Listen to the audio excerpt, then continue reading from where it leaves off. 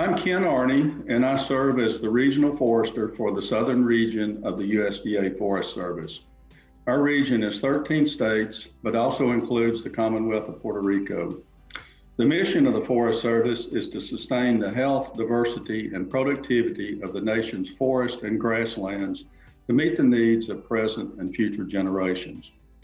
The USDA Forest Service is proud to support efforts to keep forest as forest and the benefits they provide to water quality and quantity. Of the 244 million acres of forest in the southern region, 211 million acres are privately owned. In other words, the Forest Service manages on national forest in the southern region only 5% of the forested landscape, which means we must take all lands into consideration in forest conservation. Also, sharing stewardship across broad landscapes is important to meet the Forest Service goals of conserving and sustaining the nation's forest for multiple uses. We're excited to participate in these forums and look forward to your feedback on this important initiative. I'm Tim Lowermore, the Director of the Georgia Forestry Commission, and it's a great honor for me to welcome you to these important stakeholder meetings being hosted around our great state by the Forest and Water Connection Initiative. The Georgia Forestry Commission is proud to be participating in these forums. Here at the Georgia Forestry Commission, our mission is to protect, conserve, and manage our great natural resources. Most importantly, our state's forest resources.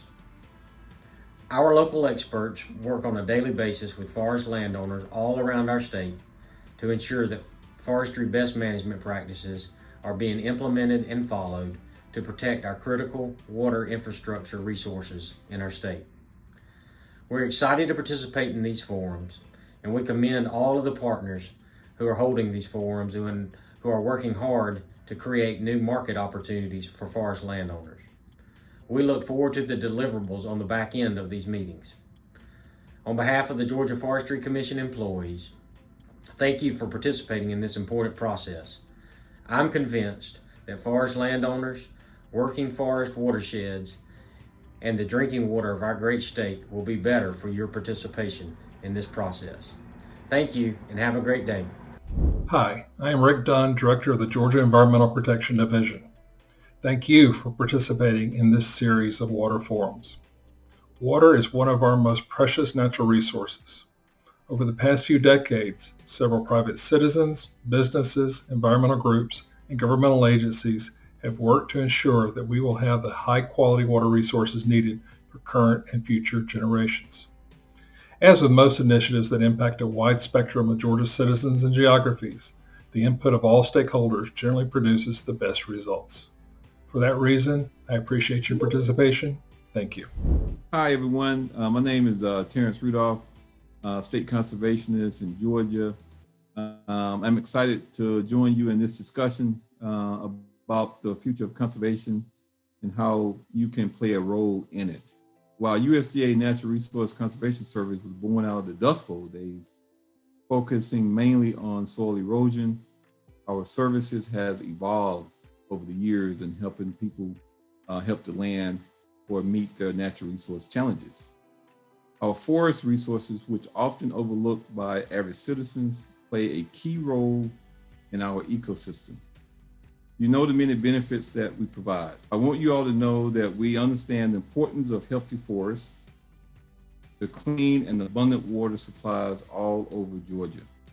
While my office is based out of Athens, we have field offices all over the state of Georgia that works with landowners like you each and every day. They can help you overcome our forest for water quality through programs like the Environmental Quality Incentives Program or the Conservation Stewardship Program, among others.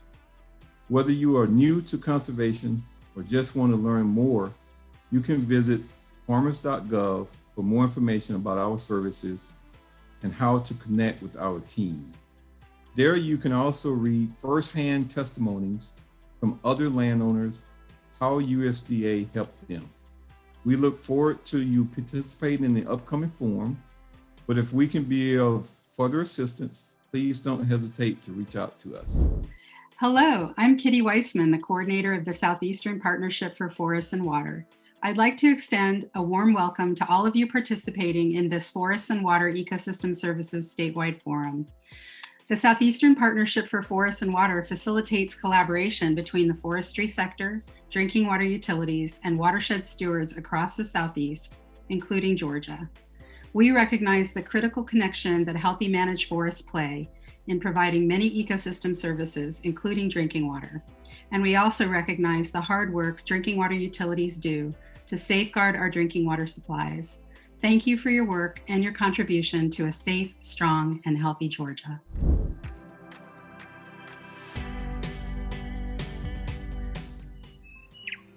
This is where it all begins, with hardwood trees and pine trees just like these. These pine trees were planted about 4 years ago and may one day become paper products.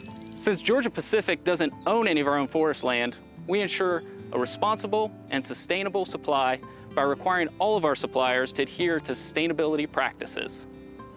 Standards not only guide harvesting practices, but also ensure natural habitats, wildlife, lands, and water are protected. Additionally, at Georgia Pacific, we are going a step further by protecting rare and special areas through our Endangered Forest Program. I think the land's a gift, and as such, I should use it wisely. I want it to be sustainable. I want forestry land here 100 years from now, and I want to be a good steward of the land. In fact, there's more forest land in the United States today than there was 100 years ago. This is partly due to the sustainability programs like the ones Georgia Pacific participates in. But many people are surprised to learn that a demand for paper and wood products also drives sustainability. You see, when you buy paper products, you're creating a demand for trees, which incentivizes landowners to plant trees as an investment. Protecting the land and operating it in a sustainable manner also makes good economic sense for GP, landowners, and all the jobs that depend on the industry. But most importantly, operating in a sustainable manner is also the right thing to do.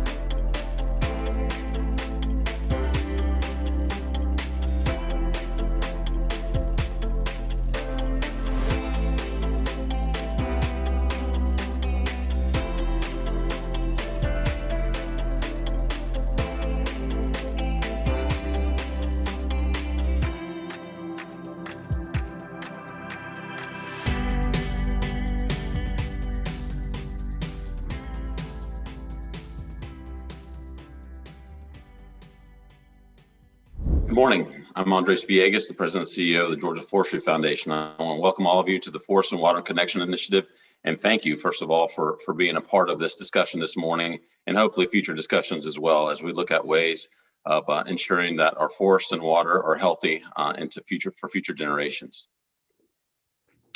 I'd like to start off by thanking our sponsor for these forums, Georgia Pacific. There's about 450,000 forest landowners in their state. There's also several hundred water authorities and people interested in the water issue and water quality in our state. So they've helped us sponsor these forums, as well as have the resources to reach out to all of you that are with us this morning, as well as a wide swath of folks who will be joining us on future forums next week as well. So thank you to Georgia Pacific. This effort also is important. It builds on really decades of work by a variety of public institutions and government institutions, as well as ENGOs, environmental NGOs, and also the private sector, looking at water resources. In particular, this project that we're talking about today, that we're excited to bring you, that hopefully will bolt on to that work and add to that body of work and knowledge that's out there by creating some new tools that the water authority community, water users, and landowners will be able to hopefully use in the future. Doesn't happen by itself, and so we were very fortunate that the U.S. Endowment for Forests and Communities has supported us financially with this. The Georgia Forestry Foundation, which I'm a part of, has been the boots on the ground component of this particular project that has been led by our former state forester, Mr. Robert Ferris, who headed up the Georgia Forestry Commission at one point, and the Keeping Forest Group, which is a very important group made up of public, private, and ENGO groups that are focused on the forest health across the southern landscape and keeping our forest and all the resources that come from that, whether that's water, wildlife, forest products, or carbon, healthy into the future. And a Dovetail Partners as well, which is an environmental think tank that's helping us work on the development of these new tools that I alluded to earlier, and who you'll hear from a little bit later today. Also collaborating and supporting us in some very important ways as the Georgia Forestry Commission, our state agency, the Warnell School of Forestry and Natural Resources at the University of Georgia, the Sustainable Forestry Initiative of Georgia as well, the Georgia Tree Farm State Committee, and the Southeastern Partnership for Forest and Water, Kitty Wiseman, who you heard from in the opening remarks there, and who many of you already know from the good work that they've been doing over several years across the southeastern United States. And this is just a way of saying thank you. Many of you can't see each other right now, and this is a small snapshot of the folks who have signed up for today's seminar or webinar, as well as next week's as well. And so you'll see a good mix here of folks who represent the public and private sector, ENGOs as well. And like I said before, this is thanks to a lot of the good work of these groups, as well as others in the future, that we're able to kind of add to this body of work and knowledge that will help us some new tools that will hopefully help us. So thank you so much for being a part of today's discussion and hopefully next week's forums as well. So why are we here today? So forests have always cleaned our water. This is nothing new. This is something that's happened even before the period of colonization, when Native Americans were here. It's always been a fact that of the world that we live in, and the Georgia that we live in the southeastern states that we're a part of as well. So why does this project matter? What is new and what is different about what we're working on here?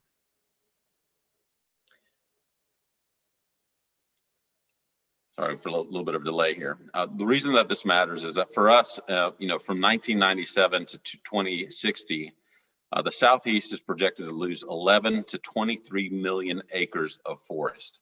This is according to a U.S. Forest Service report, the Southern Forest Futures Project, that really started to look at what was happening across the landscape. Once again, this is a part of a body of work that obviously was produced by our federal government, but really included a tremendous amount of ENGOs and also public stakeholders in our state governments and other areas that were concerned with this exact same problem.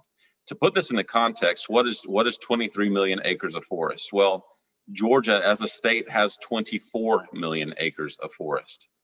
So losing that to urban uses is equivalent to basically paving over almost all but 1 million acres of this state of Georgia. So that is the scale that we're talking about. Of course, these numbers were across the Southeast. They were also before COVID, when a lot of people were decided to leave cities looking for their piece of paradise in nature and forest and rural lands. So things continue to evolve and adapt. But this is the big driver, because when forests are lost to urban uses, that's usually almost always a permanent change that is very difficult, if not impossible, to reverse. So what does that look like in a map? So this is from that same report, the Southern Forest Futures Report. And this kind of encapsulates what that looks like. A lot of us are used to seeing these maps, but if you look at it, of course, the darker colors, the reds, oranges, and yellows are places where we're seeing that forest cover change. Of course, red and orange being probably the ones that are where we see the highest rate of conversion. So those 23 million acres across the southeastern states aren't evenly distributed. They are concentrated in places that are depicted in this map. And for us in Georgia in particular, very heavy in North Georgia, and kind of in a corridor there that runs between from Atlanta all the way up into Charlotte, North Carolina. So that is where a lot of that is happening, as well as along our coastal areas where people want to move and retire or live and work. We're very fortunate that in the state of Georgia that we are an attractive place to live with a lot of amenities and a vibrant economy. So that attracts folks. But also what we've seen is also that vibrant economy helps people buy maybe a second home or even a third home. And when they do that, they also want to have a grocery store within 3, 4, 5 miles. They want to have shopping centers with Walmarts and Targets and all these other things within 30 minutes. So it's not just the evolution of a strong economy and the second and third homes, but it's also everything that comes with that and the schools and everything else that we need in these communities. So the amount of pressure that we're seeing on the land is concentrated in a large part in Georgia, and as you can see here too as well in North Carolina. And that has an impact on wildlife quality, water quality, air quality, our ability to recreate, soil pollination, and just that human health aspect that we all get from being around nature. So when we think about it from that perspective, if we can go to the next slide, that's what's at stake. When we overlay that, and this is a map that many of you from the water authority community will be very, very familiar with. This is a map of drinking water intakes, and it is directly in the path of all of that land use change.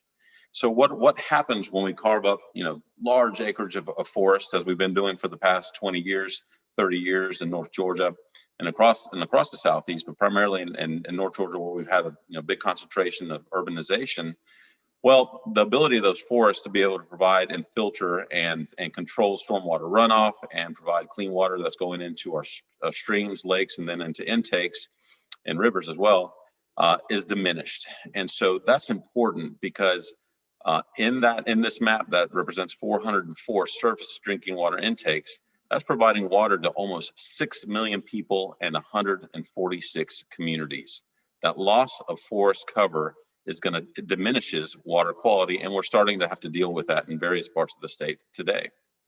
We can go on to the next slide, please. So this is another image that was given to us by courtesy of our friends at the Georgia Conservancy. Many of you know that they've been doing a kind of a statewide land use mapping project together with Georgia Tech called Now and Forever.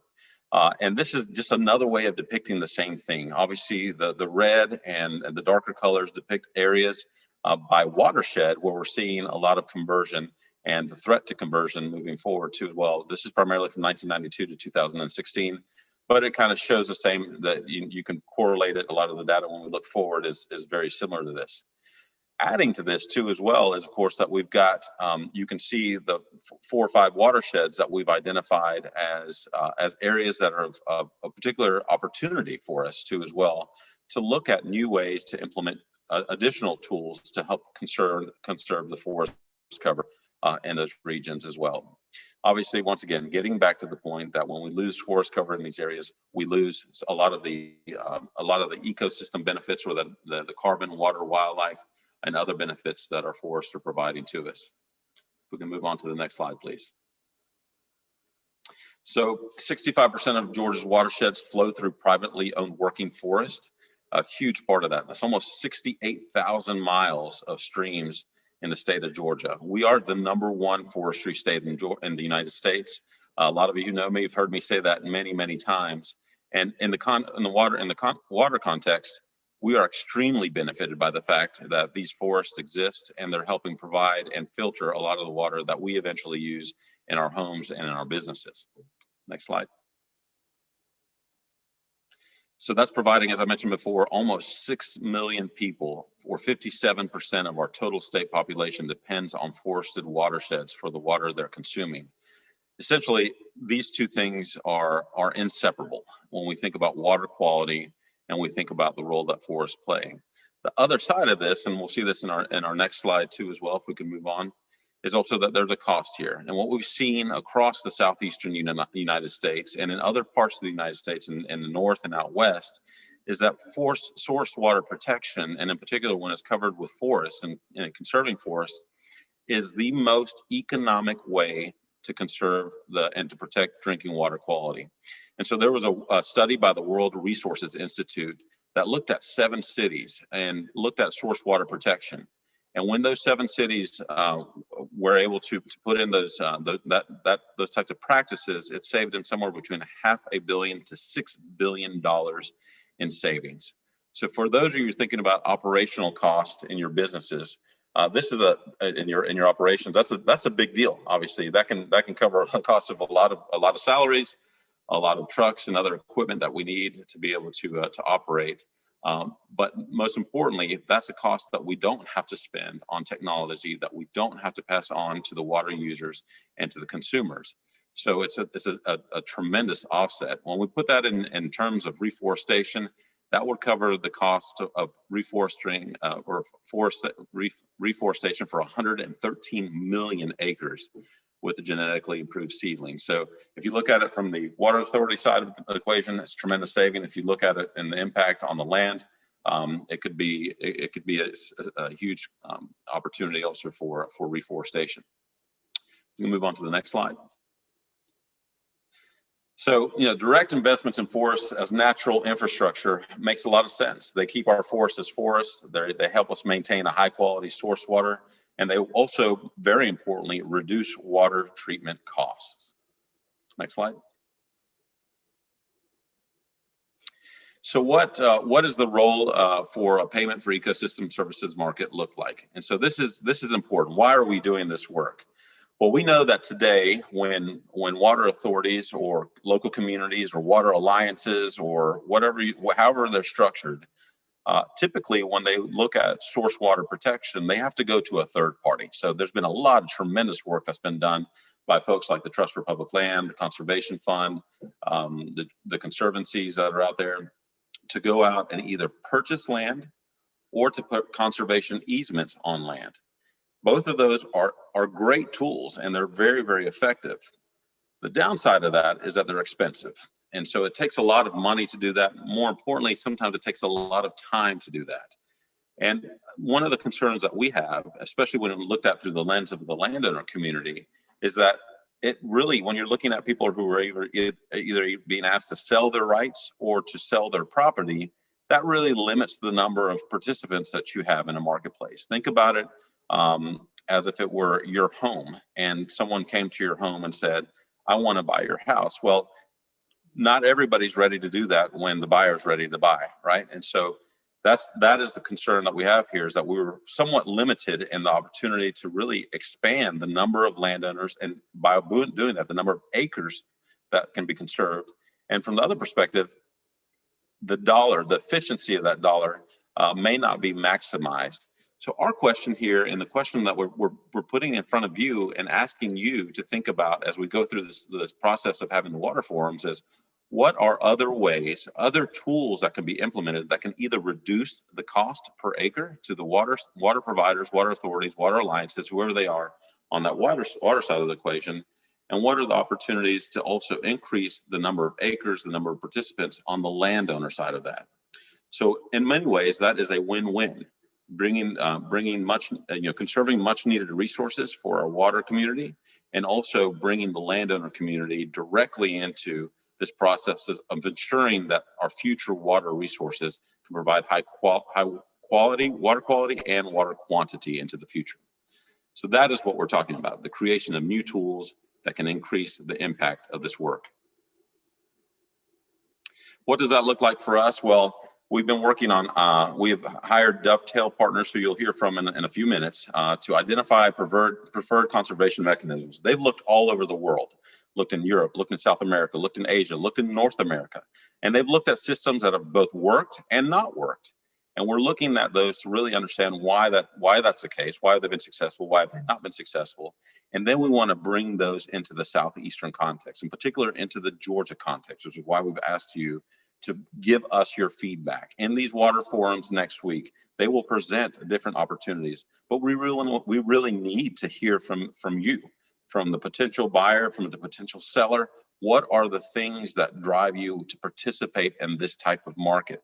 We believe that when we can do that, we can move to step 3 and develop programs and engagement recommendations that will allow us to take that next step to make these programs a reality in the state of Georgia. I want to also say that this is important because this isn't isolated to Georgia. Quite frankly, if we are successful here, It's very replicable across the Southeastern context, across other parts of the United States, and hopefully even other parts of the world. We all need more tools in our toolbox when it comes to conservation. Next slide. So our priority watersheds that we've identified are the upper and middle Chattahoochee, the lower Flint, the upper Oconee, and the lower Savannah. We're asking folks that are kind of connected to these watersheds to be really active in these water forums and give us their feedback.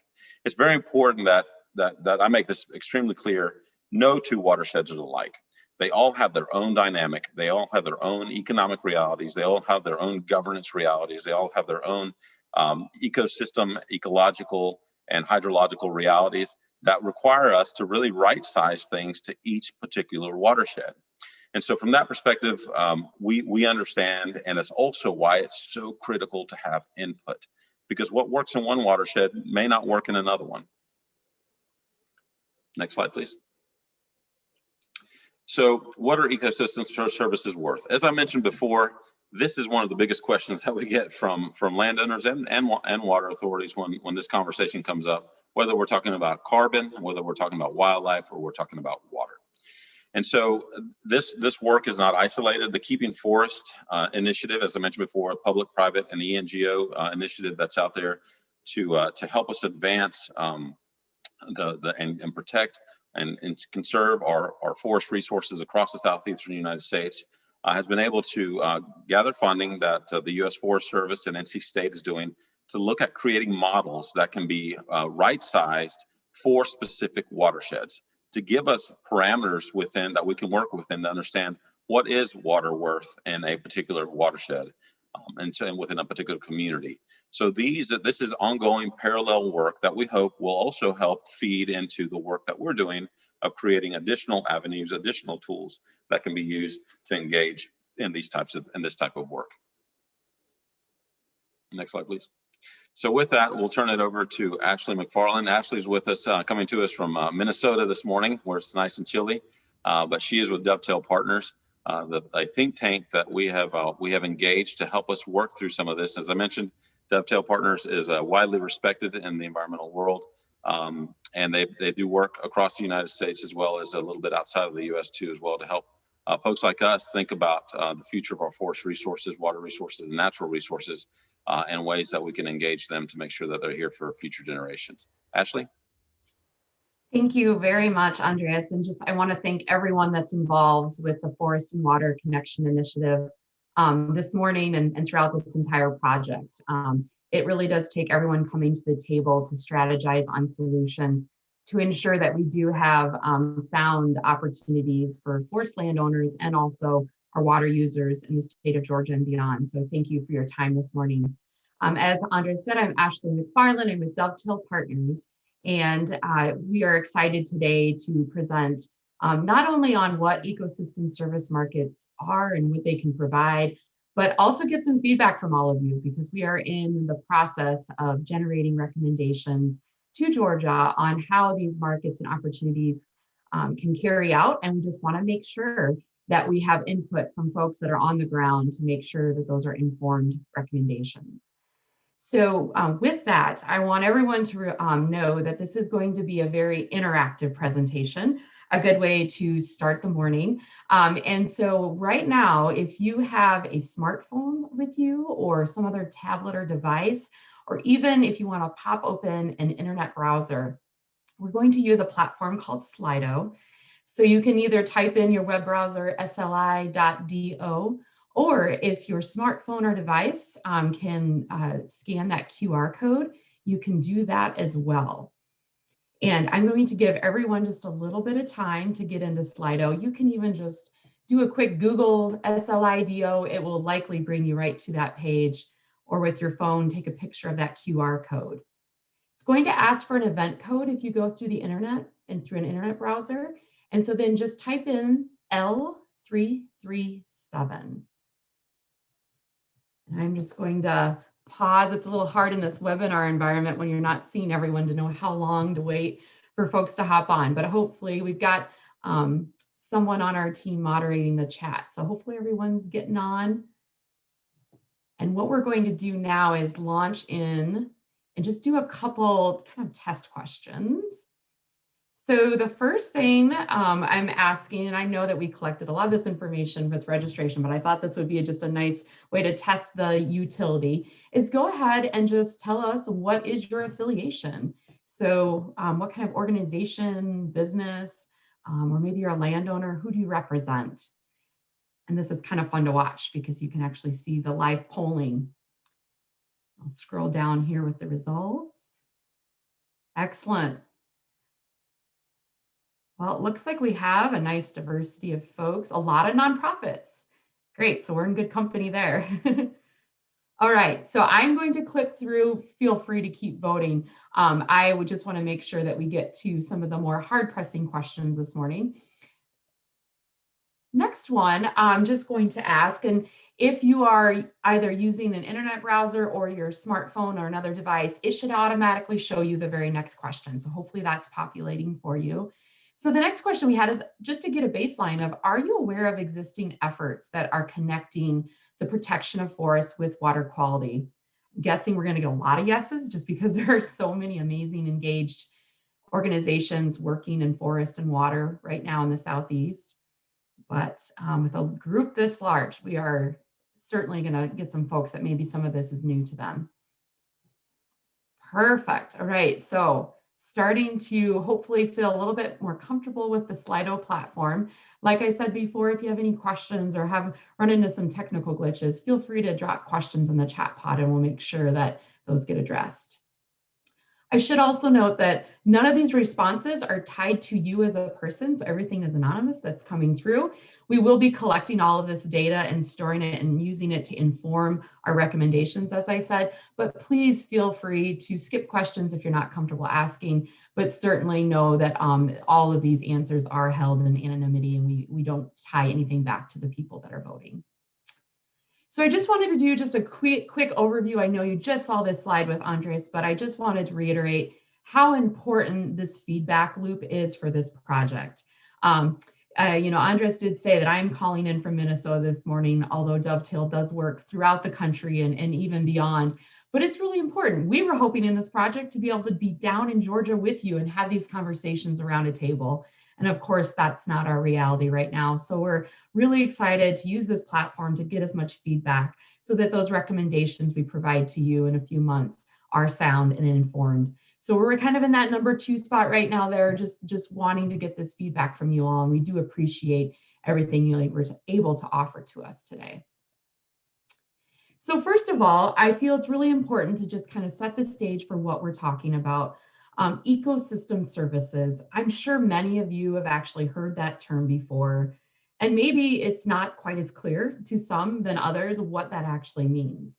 So very in a general, broad sense, ecosystem services are those benefits that people obtain from ecosystems, okay? So what do we get from an ecosystem? So for example, forests. What are the benefits that we obtain from having forests in our livelihood?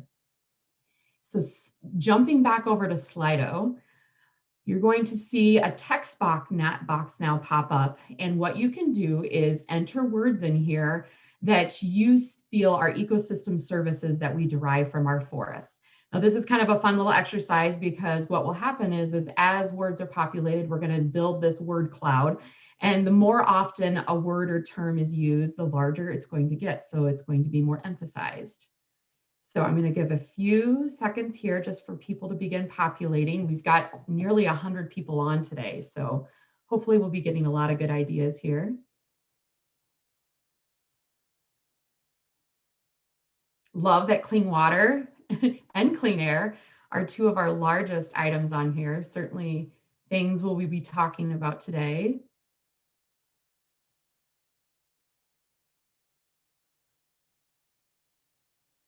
And it'll be fun to capture this image too and have this as a product of the work that we're doing. I love the diversity that's coming through, obviously, habitat, wildlife, the financial benefit of having forest and timber. Those are all excellent. All right, well, thank you very much for participating in that exercise, and feel free to keep dropping items in as I click on to the next slide. All right, so just a brief overview. A lot of these items already came through, if not all of them. It was great to see you all very much understand ecosystem services, at least in the forestry context. So just commonly defined, those ecosystem services, those benefits obtained from the ecosystems, here in the first line of just little icons, all very related to water. And that's what we're obviously here to talk about today. But whether it be drinking water, water for recreation, or even for aquatic habitat. But then there's some that are maybe not as quite as obvious. The food and fiber, the wood products that we derive from our forests, also the wildlife and habitat, and then even things like carbon sequestration, something that is certainly gaining a lot of attention now.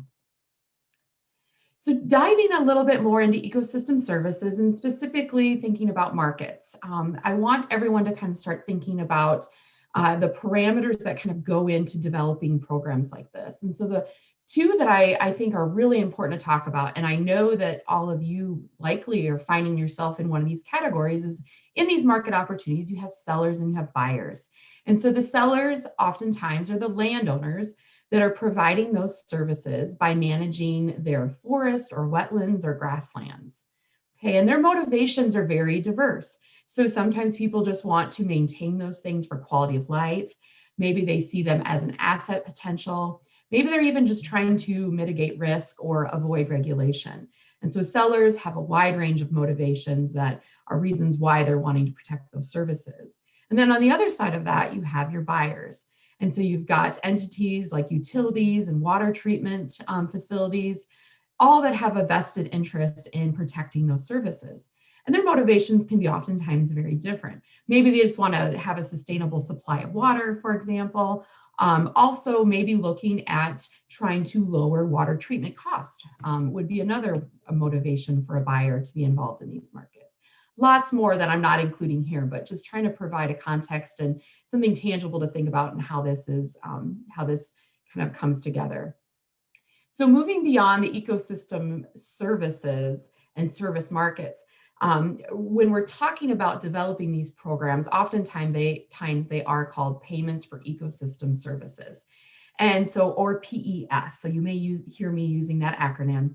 And here, a term broadly defining a variety of methods of financially compensating landowners for the tremendous environmental values their working forest provides society. So when we're talking about PES in the context of payments for ecosystem services with forests, it's how are we going to financially compensate those landowners for protecting those forests? And so here I'm just trying to provide a definition to kind of frame what we're talking about. And so if we're thinking this is kind of a flow chart within an ecosystem service market, so we have buyers, and buyers are purchasing, and I'm just using these terms very broadly, credits or offsets that then funnel into sellers. Okay, and the sellers are then taking that money and they're investing in the protection of their ecosystems and their services. Those then funnel into hopefully results where we've got benefits, where watersheds are protected, or maybe that investment was allowing us to prevent land from being converted, which is a huge protection that can be provided. And then at the end, the goal obviously of these ecosystem service markets is to really reach to those motivations of both the buyers and sellers. So potentially we've lowered treatment costs, and potentially even we've maintained or retained goals that the corporations, for example, the buyers in this situation have been met. So we get a lot of questions about how is ecosystem service markets really any different than what we've been doing before?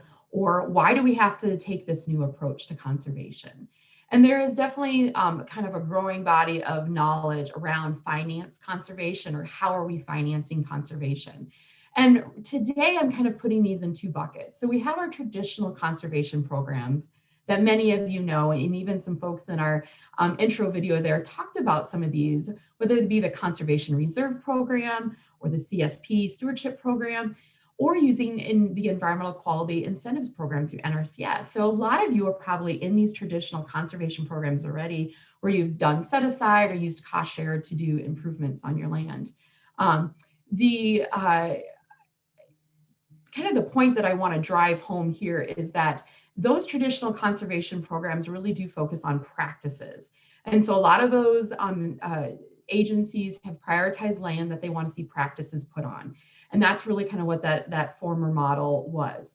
But thinking in kind of that context, that really that's not too much of a deviation away.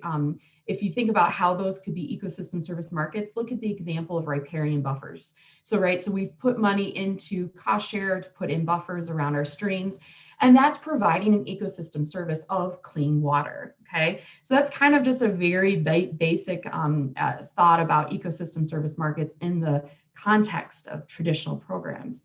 But then if we think kind of and do a mind shift towards ecosystem service markets and how they are often think of today, is really instead of that idea of paying for practices, we are paying for protection of services that those lands provide.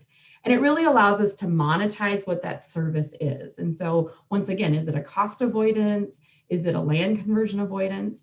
But when we monetize that shift in mindset really allows investors, and oftentimes this means bringing in greater private investment beyond just public investment, is it allows investors to put a tangible kind of price on that they can then target the protection of that service. Okay, so this may feel a little muddy right now, and that's fine. There's a lot of people that work in this space daily that still just, kind of struggle piecing these two things out. But certainly what we're trying to do here is provide something new, open up new opportunities for private investment, and really looking at those services as something that can be monetized. Okay. So the take home here is that this is not an either or situation. We do not have to do traditional conservation or these ecosystem service markets. Really, the sweet spot here is when we can run these two conservation strategies parallel and have mutual benefit and greater success. More lands protected, more services protected. And so that's really what we're trying to do today, is kind of shift that mindset that we're not thinking about it has to be one or the other, but hopefully we can deploy both. So one more thing that I just want to talk about before we really dive into getting feedback from you all is, one question we get a lot is, why can't we just put more land in easements, right? They work. We've had great success with them, and they are certainly a very valuable tool in our conservation toolbox. But I think we need to be mindful that we can only put so much land in easements, and they certainly don't work for all landowners. There are limitations. Some landowners are just looking for more flexibility to really maintain their working lands and forests. And so hopefully with some of these new ecosystem service market strategies that we're proposing, it will broaden the amount of land that we can bring in.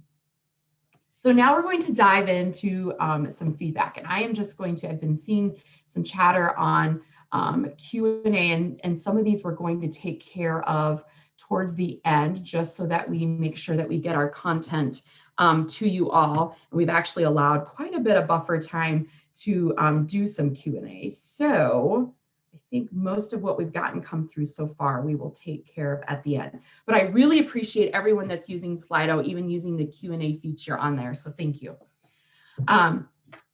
I just wanted to do kind of a quick illustration here of as we move through the progress of this project, we are going to start developing recommendations of these programs. And I just want everyone to know that these programs have a lot of flexibility, because inherently there's a lot of parameters that we have to define for each program.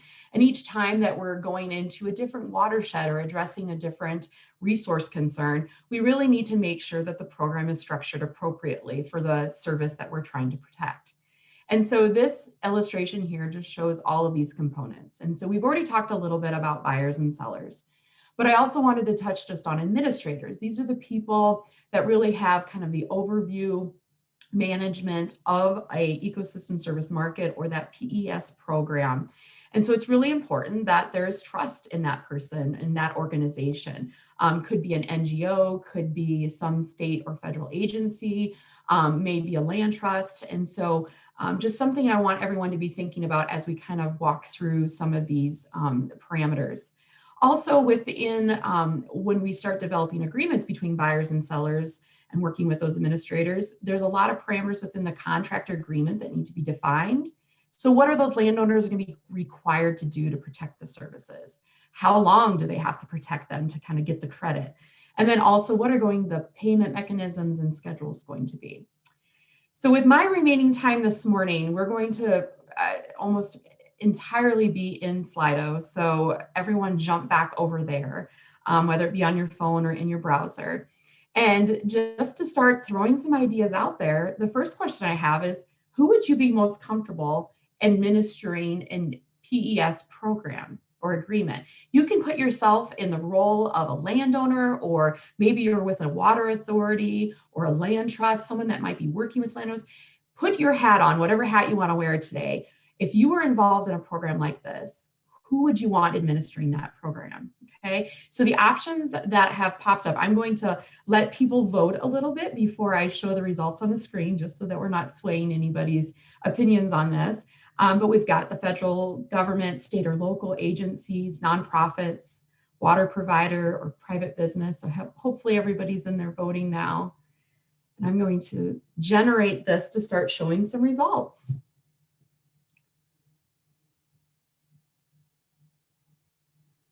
Excellent. And this Slido option is actually a ranking tool. So if you're having any difficulties using this one, what you'll do is, if you're on your something where you've got a touch screen, you're going to drag those options into the box, and then you can move them up and down before you submit your response. And then if you're on your computer, you can just use your mouse to drag those options and then to rank them. And so certainly if there's an organization or some kind of entity you would not want administering it, just put it down at the bottom.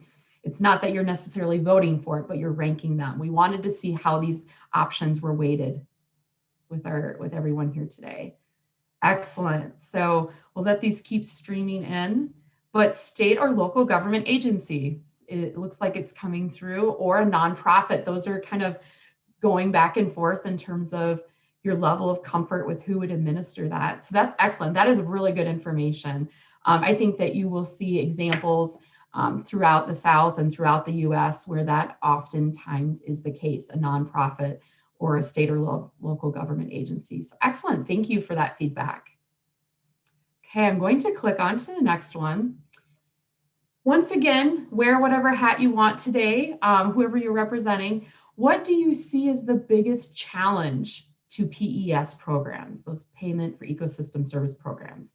Once again, thinking in the context of forestry to protect the services of water, what challenges do you perceive? And once again, this is a ranking option, so drag those options up there and then shuffle them out according to what you think is the biggest challenge at the top, and then maybe something not quite so challenging at the bottom. If there are challenges that you perceive that you don't see on this list, the next slide, we're actually going to allow you just to start dropping in challenges that maybe aren't on our radar yet.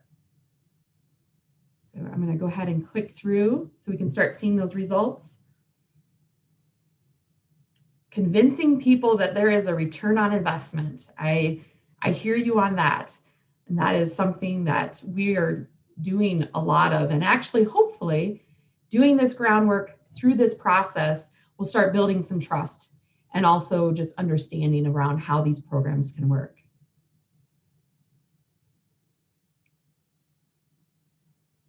Excellent.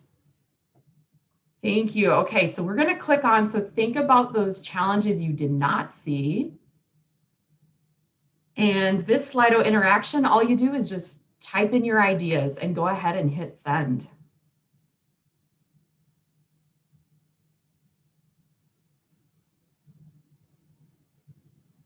Don't be shy. Any other challenges? There we go. Measuring, that's certainly a critical component of this. Cost, another big challenge. Maintaining property rights, that is critical.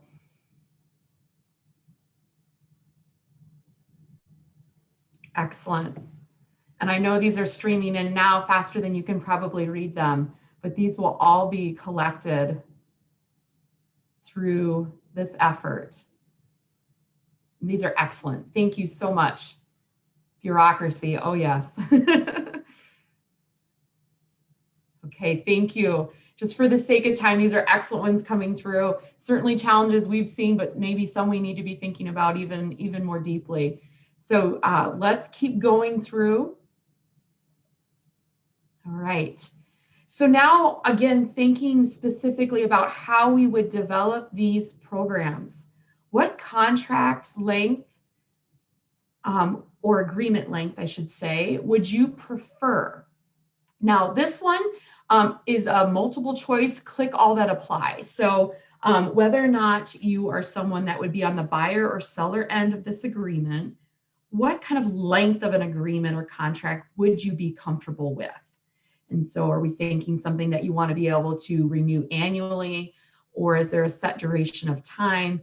Potentially you want to align it with the length of your timber rotations, which is of course another very logical way to manage these programs. And then finally, perpetual. Are you willing to be able to go ahead and tie up that land in an agreement in perpetuity? So start showing here. Great. We kind of thought that might be the answer. Folks that want to be able to time this program with their timber rotation lengths, which is excellent. That's very appropriate for the South, where those rotations are very important. Annual, clear down at the bottom, which is understandable. It can be quite onerous if you're having to renew and revisit that agreement every year. All right, great. Getting a lot of good responses, and thank you. Over half of you are responding to all these questions, and I really appreciate that. All right. Now thinking about incentives or compensation types, and I know this may be a little bit harder if you're on the buyer side of this, but as sellers, you know, how would you rank these incentives to be a part of the program? And once again, this is a ranking one, so drag those ideas up and then go ahead and rank them. But thinking about things like direct payments or essentially cash to be able to do this work and protect those services, tax incentives, which I know are already alive and well in Georgia. Thinking about cost share assistance or technical assistance. Maybe if participation in this program allows you to get a forest management plan written, that would be another idea. Also, the idea of tradable credits like water credits. Be thinking through those. Great. Once again, getting good feedback. We expected direct payments might be at the top of that list. So that's great to see this come through. And certainly direct payments is still a very kind of opens up a wide gamut of options. And so that's something that we will do as we work through our recommendations on how do those direct payments come through, how often, what do they look like? Potentially they're an upfront thing so that you can do that protection ahead of time, or maybe it's something after verification of protection that it's paid out. But that's all excellent. This is really good feedback, so thank you. Another question just related to now how could we potentially fund a program? So bond initiatives, and maybe not everyone is familiar with a bond initiative and how that could be used, but essentially generating revenue to manage a program. If you're unsure or don't have an opinion on this, feel free to answer as such. But do you feel that bond initiatives might be a feasible option for funding this?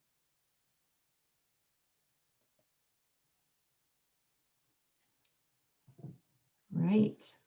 Getting a nice split here, but a bit more in the favoring of bond initiatives. Some with no opinion. Certainly that points out some need for some maybe education on that, so people had a more clear kind of decision point on that one. Great.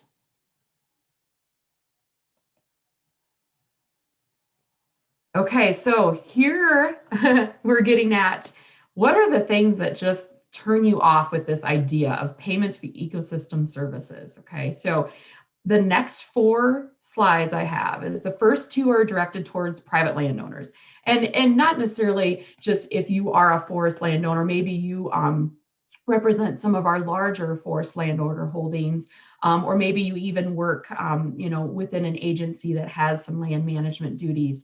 So kind of these first 2 slides are really getting at you, potentially the sellers in these programs. And we're going to show these options. And once again, please rank them of what just like kind of turns you off, or you're thinking, this is not going to work for me, or this is kind of a sticky point for me. If we've not shown you something that maybe you're concerned about, we do have an opportunity for you to give those others. Like, what are other things that could potentially turn you off?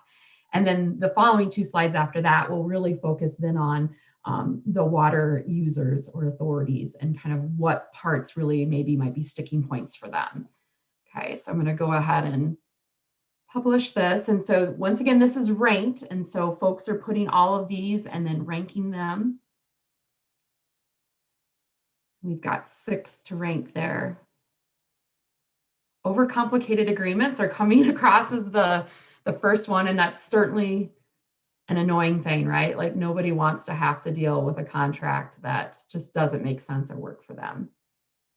And then coming in closely after that, restrictions on harvest or land use. And we're hearing that not only through our interviews with stakeholders, but in some of our other conversations with partners in Georgia. Folks want to be able to manage their land and continue to do so, and we understand that. We want to make sure we develop programs that allow that. Perfect, thank you for those responses. Okay, so now if there was anything that was not mentioned, are there other elements that you could perceive being issues or challenges for participation? You go ahead and drop those in.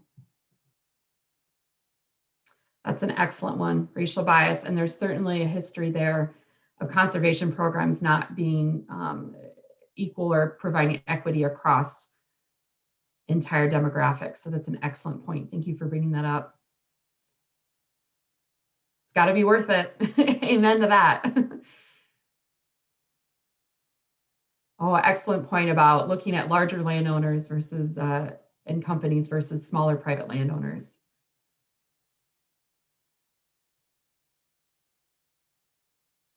Great.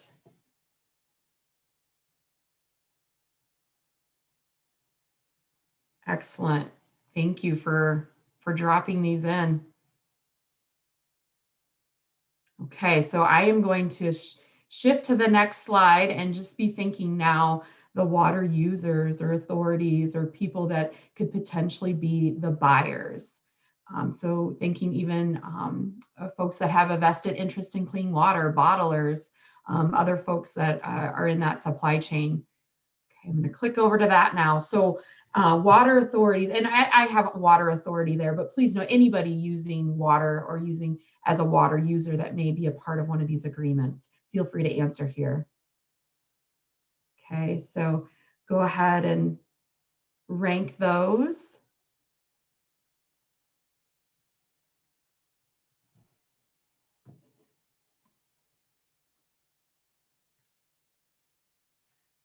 Maybe we don't have any folks on that end. Hopefully the program's not just freezing up.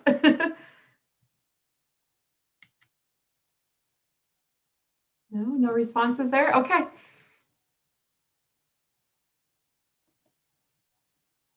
I'll give you an opportunity though, as a water authority, what other elements may turn you off from these types of agreements? Yeah, there's a comment, Ashley, coming in on the chat that the program may have frozen. So maybe if we go back and try it again, yeah, I'll it myself and let's see. Okay, maybe what I'll do is I will stop my sharing of my screen and then go back in just to kind of reboot the Slido. So give me 1 second to do so. Oh, it looks like it might have freed back up. So I'm going to go ahead and share again. Give me 1 second. And thanks everyone for your patience. We are almost to the end. We almost made it without a freeze.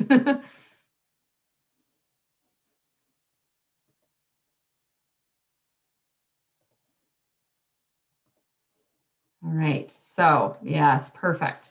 Looks like we're getting back in there. So I'm going to go back and allow you to rank.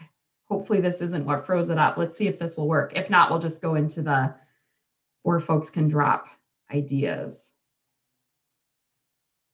Yeah, looks like this slide just might be a little glitchy. So we will go to this one. feel free, and please, I do want your feedback on this. I hate that we're going to lose that on the last slide. So anything that you saw, maybe even in the options on the last one, feel free to repeat those here. So on that buyer end of things, what elements potentially turn you off to these types of agreements?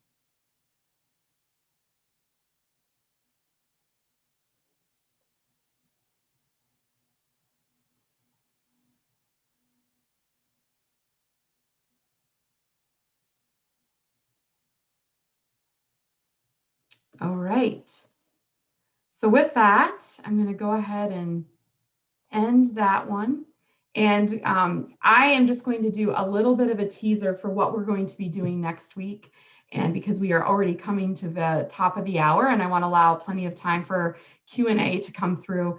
But what we plan to do next week within the watershed forums is look at different scenarios. And so we as a team within Dovetail, and then folks that we're partnering with, looking at what these scenarios could potentially look like.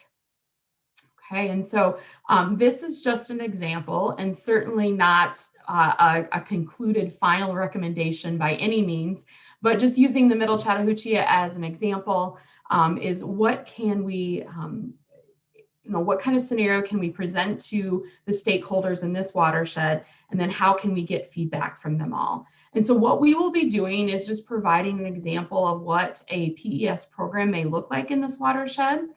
And then those little bubbles, that illustration that I showed before about the various parameters that go into developing a PES program, is start looking at what these parameters might actually look like. So what ecosystem service is being protected? Who would the buyers and sellers be? Who could that administrator role be filled with? Also looking at contract lengths and what those payment mechanisms and schedules are. And then really the nitty-gritty is like, what does the landowner have to do to protect that service?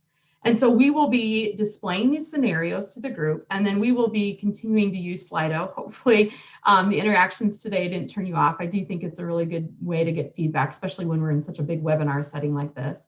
But we'll be asking here, and don't need to respond because we're certainly at the end of our time, but looking at what's your response to the feasibility of this type of program? And then we'll be able to rank that. And then also about likelihood of landowners to adopt and participate in such a program, okay? So just like I said, a teaser there to hopefully bring folks kind of back together in a smaller, more intimate setting where we're able to talk really specific about the things that are going on in your watershed and how these programs can be applied. So with that, I'm going to actually just click into the Slido Q&A because I know that some questions came through. So Andres, I will chat those into Matt, and he can maybe just include them in our bigger, larger, broader Q&A session, okay? All right, thank you, Ashley. Great job. I hope everyone enjoyed that and answering the questions. It's always interesting to see the comments that come through, and that's really the point of what we're trying to do here. We can do as much research as we want into programs, but they've got to be right size for you. We've got to be able to bring people together in a way that that's beneficial and for both of you, for both of them. So we appreciate your participation, and that's really kind of the next step for us is getting involved. Next week on February 3rd and 4th, you'll have that opportunity to give us your feedback. Also, just staying engaged and staying informed as we share the results and we kind of keep people on track. There's a way where you can get involved and become a collaborator as well by going to our website where you registered as well, the forestandwater.org website. And also we're including, and you'll see this at the very end of the presentation as well, same slide once again, but of course you can contact us directly. And Robert Ferris, as I mentioned before, the former director of the Georgia Forestry Commission, is now a part of our foundation. Since he retired, we coaxed him back into the working world. And you can get in touch with him directly too as well to be a part of this. And of course, many of you saw many of our other collaborators as well on the earlier slides. And so there's a lot of different avenues, a lot of different vehicles here to be a part of this initiative. And the more the merrier, the more that we can build something that's well informed. So with that, we'll switch over to our first question, which I think will come up on a slide here in a second. Hopefully I got it here as well. And while that comes up, it's what it reads here is Andres' slides alluded to the fact that urbanization is consuming millions of acres of forest. I'm in the upper coastal plains where ag interests, farming, livestock nurseries, et cetera, are clearing thousands of acres over the past 20 years. Is that a significant event, and is it considered? Of course, yeah. Land use can change in multiple different ways. What we've seen is it kind of depends on what part of the state you're in. If you're the area around Atlanta that had a lot of at one time farms has now been converted in many cases to forestry. And as that land kind of is in limbo, whether it goes to an urban use or it goes to an urban use, urban use or stays in forest. So we see that, and then in other parts of the state, as you mentioned, where agriculture and really investments from outside of our state, sometimes even outside of our country, come in and make major investments to put in agricultural operations of one sort or another. And I think the reality of what we're talking about here is that, once again, each watershed is different. Each has its own dynamic of players, if you will, even that's from kind of the economics, the science of the economics of it, and then has a different dynamic from the science of the ecology, hydrology, and other elements of it, and even the community science, if you will, if you think about the players and how they operate and how they think within a region. So yes, very much so. It takes all of those things into account.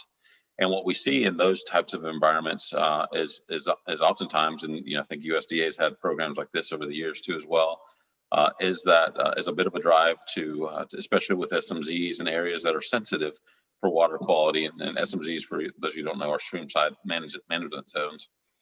Within those regions or those areas specifically, to encourage a transition of land use from agriculture or other things into forestry, so that that water, once it hits streams, is slowing down, is having an opportunity to be cleaned, and is in better condition by the time it reaches either an aquifer or an intake. So that's a great question, because it alludes to the fact that we do have, or it points to the fact that we have, it's a very dynamic environment, and there is, unfortunately, there's no one size fits all. There's no silver bullet here.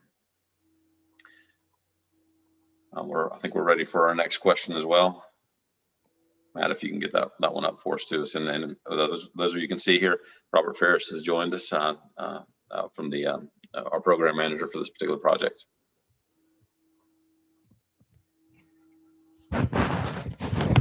All right, so our next question is, what are some of the attempts, avenues, systems y'all found globally that failed, and why did they fail? And this is probably a better question for Ashley and the Dovetail team, but I'll give it a quick attempt at an answer too as well.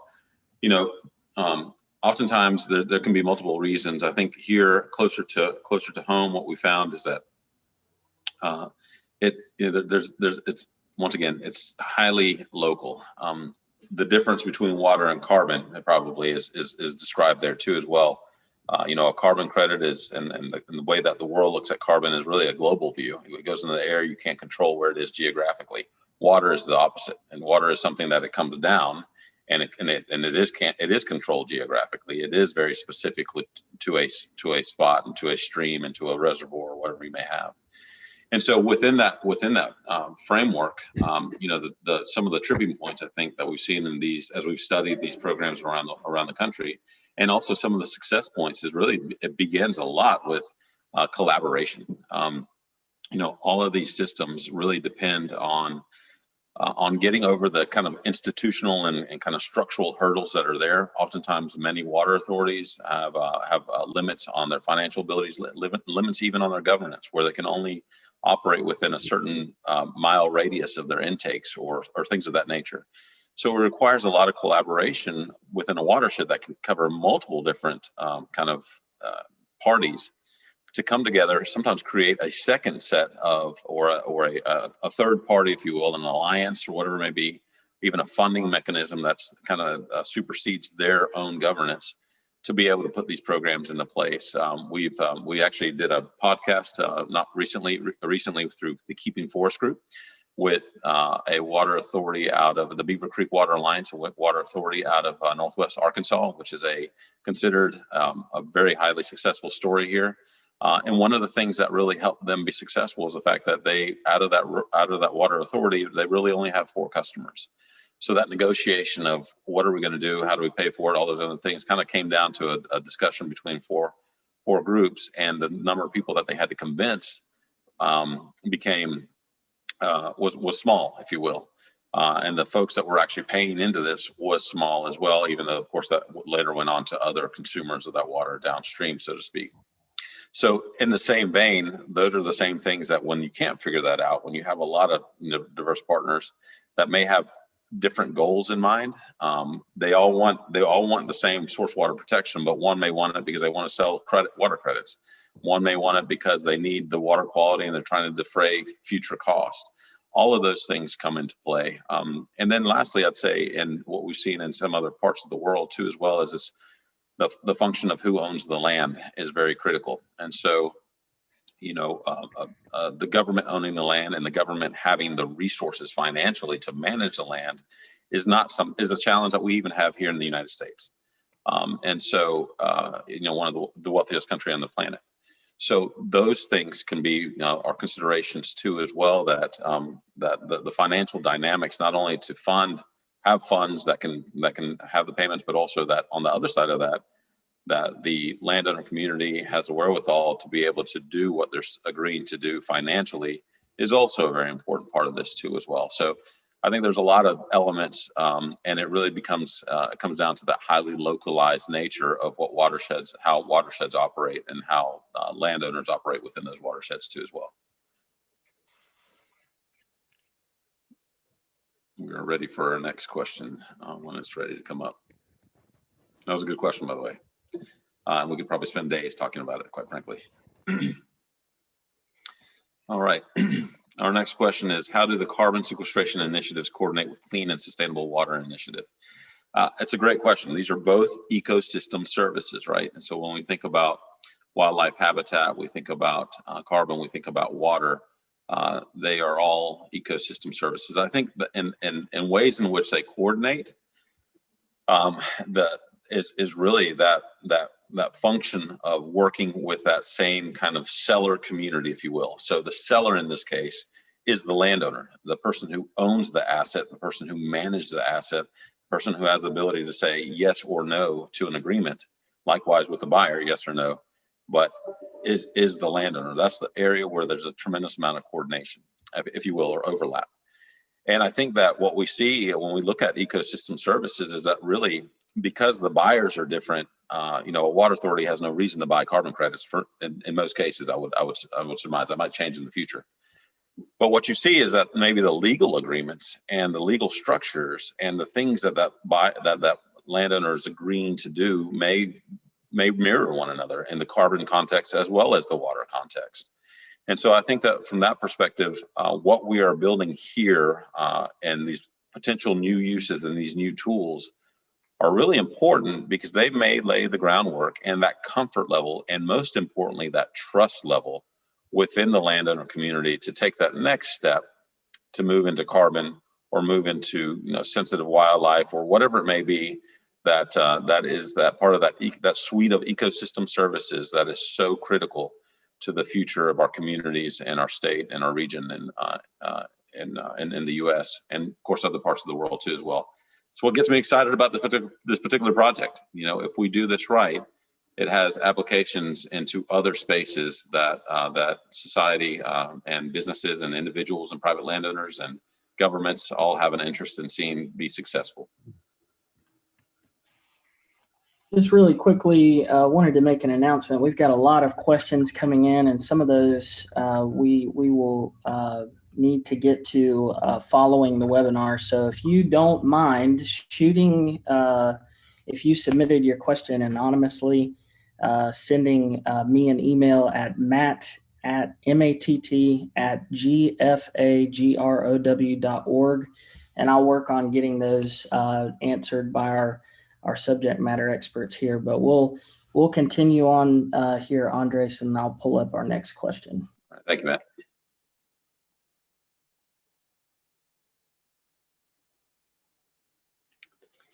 All right, what would the bond initiatives be tied to? Who would originate it? who would manage it and who would be open to the market? This is a great question. And I think that what we've seen, and I'll ask Ashley, actually, if you could provide some thoughts on this, or Ferris as well, because this is a little bit outside of my area of expertise. But what I can tell you is that this space of kind of green bonds has been actively developing over the past 3, 4 years, 5 years, maybe. Picked up a lot of steam in the last 12 to 18 months, and will continue to, I think, will continue to grow as we see financial markets and investors wanting to put their money into these particular spaces.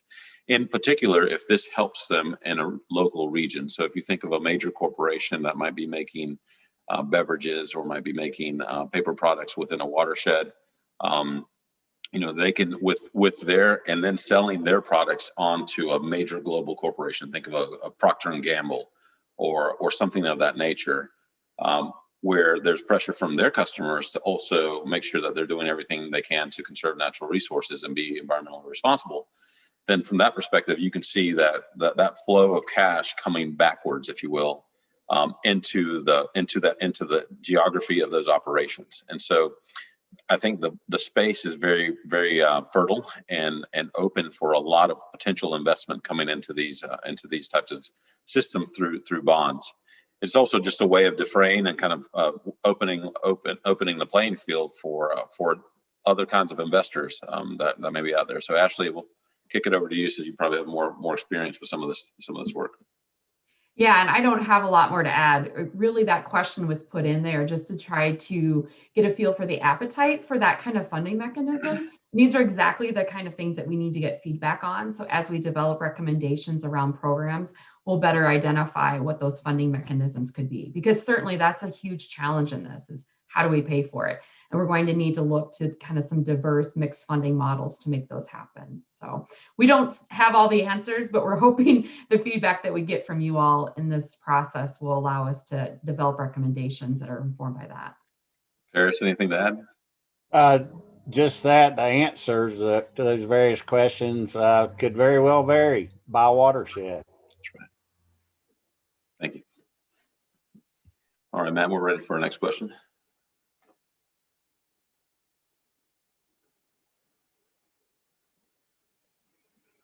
All right. Do we need to worry about regulatory overreach negating markets for ecosystem services? How do we prevent it? I think that's a good question. That's kind of a little bit of a political question too, as well. I think the regulatory role here changes. It does shift a little bit in terms of just time, right? The way that we look at regulations today are different than they were 10 years ago, 20 years ago, or 30 years ago. What I will say is that there is a very, very, very clear trend, especially in environments like the southeastern United States, as we heard from Ken Arney, the region director for the U.S. Forest Service, where the vast majority of the land is in private hands, that the role of markets can be much more effective than the role of regulations. And so that would probably be different in different geographies around the country and around the world. But what we've seen here in the southeastern U.S. is that that markets can function much, much more efficiently to achieve the stated the objective, if you will, than regulation can. And maybe a really good example of that is how we implemented in the state of Georgia best management practices for water quality. And so, and Robert Ferris is agreeing here, because his organization was the one that was responsible when he was managing the Forestry Commission and enforcing those two standards from the Army Corps of Engineers and the state EPD and others.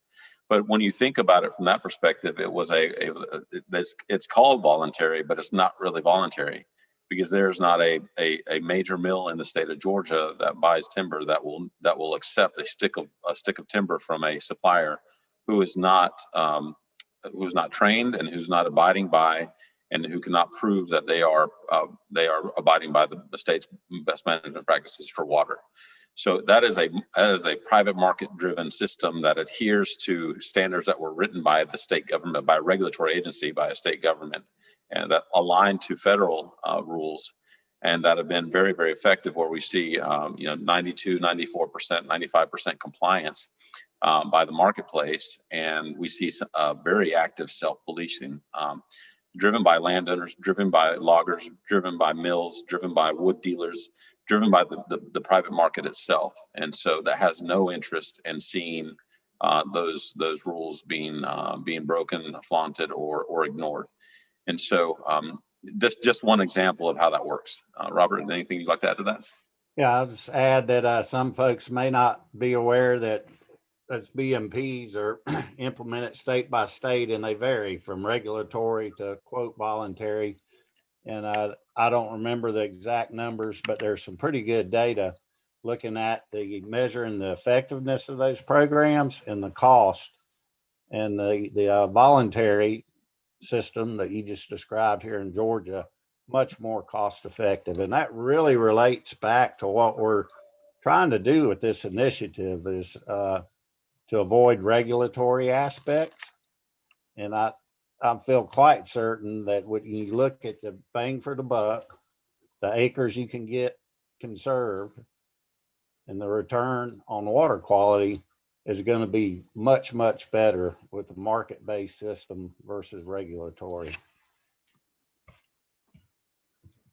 Thank you, Ferris. Well, I think we're ready for our next question, Matt.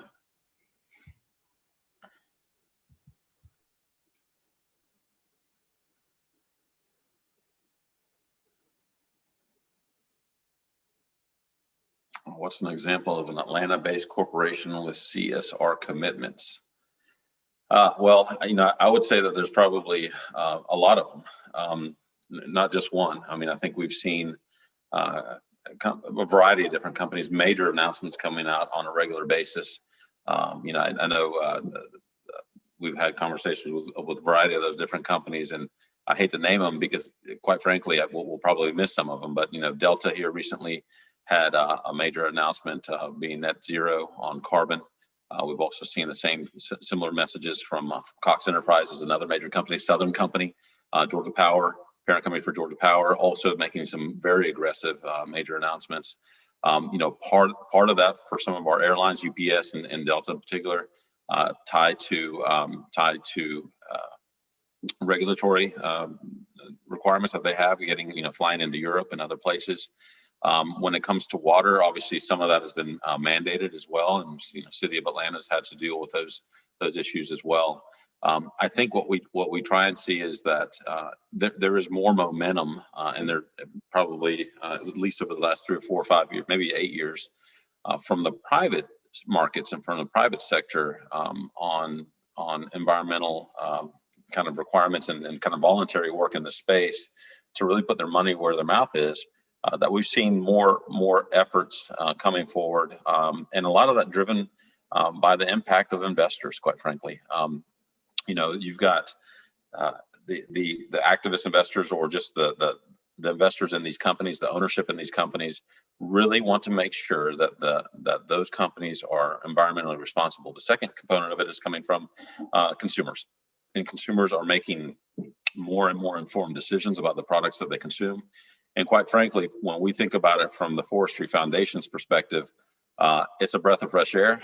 The wind is finally kind of at our back, if you will, where whether it's corporations, whether it's state or federal governments, or whether it's ENGOs, so many people are looking at solutions to carbon, water, even jobs and social equity issues. So many people look at that and they say, part of the solution runs through an acre of timberland. That is not what we heard 20, 30, 40 years ago, but today it is a very real reality.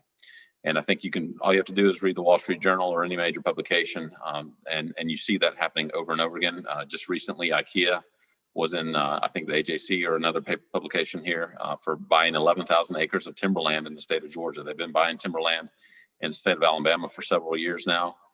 We have a lot of other major corporations also looking at timberland management because it checks off so many important boxes for them, whether that's, once again, providing stable economic and ecological conditions in areas around the state, as well as helping them achieve important goals related to carbon, water, wildlife, and other things that they may have. And of course, for those of you that saw it earlier today, Georgia Pacific had talked about that in their opening video here before the forum. So there, and Georgia Pacific is another great example too, as well as of a company that is very active in the space and organization. So like I said, I can't name them all, and I don't know all of them, but I can tell you that it's not just one, it's an entire suite of companies, from a small coffee shop that is trying to choose sustainable products and chooses oftentimes forest products as part of that, all the way to our largest corporations in the state of Georgia and around the United States, for that matter, that are making very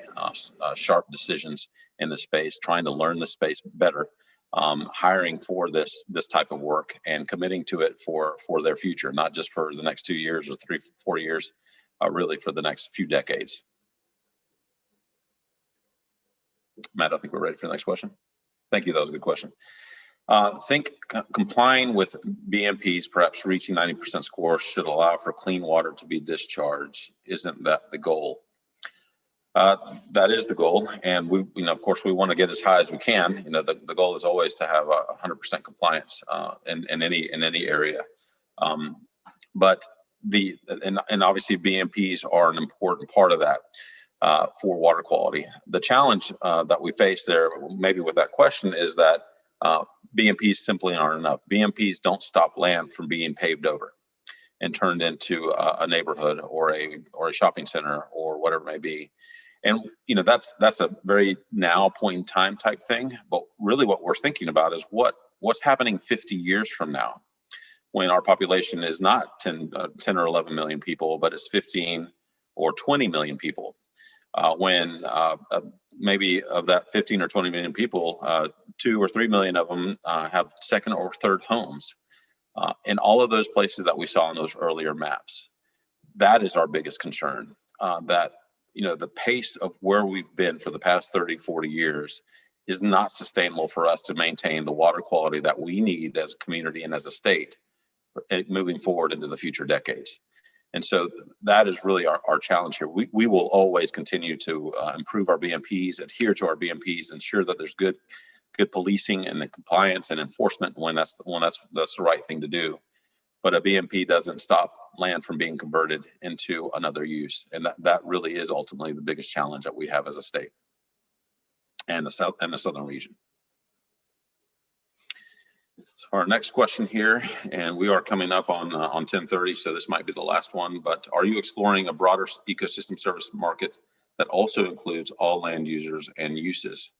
That's a great question. When it comes to ecosystem services and water, wildlife, carbon, aesthetics, recreation, all those other things, there's a lot of things there. There's a lot of ways to carve that apple. And once again, there's different users, different interest parties for different things.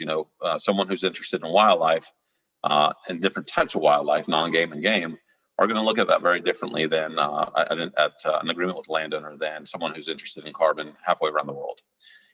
Likewise with water is very local. And so all of those things are complexities, and that's why we are asking for your input. Please participate next week on February 3rd and 4th in one of the regional water forums. That's your opportunity to tell us, how big should we be thinking? How much should we be tying water to other things? Or do we really need to make sure that we're looking at it and as an isolated opportunity, and then hopefully in the future building on that with other things once landowners have trust and confidence in our partners in these types of agreements and these types of opportunities. So that is the ask here, and I promised to close out with that one slide here, is that we have that opportunity next week to get involved. You have that opportunity beyond that to be a part of this coalition, be a part of this initiative, provide us your feedback, help shape the tools that will help guide us into future decades, and hopefully ensure that our water resources, our forest resources can work together to make sure that future generations of Georgians and people around this country can be as successful as we've been with our natural resources in this generation and generations prior to ours. So I appreciate your participation today on behalf of Keeping Forest, Georgia Pacific, and all of our collaborators, partners, U.S. Endowment, and so many others. thank you for being a part of this. Thank you for tuning in, and we look forward to our next steps and hearing from you soon. Take care.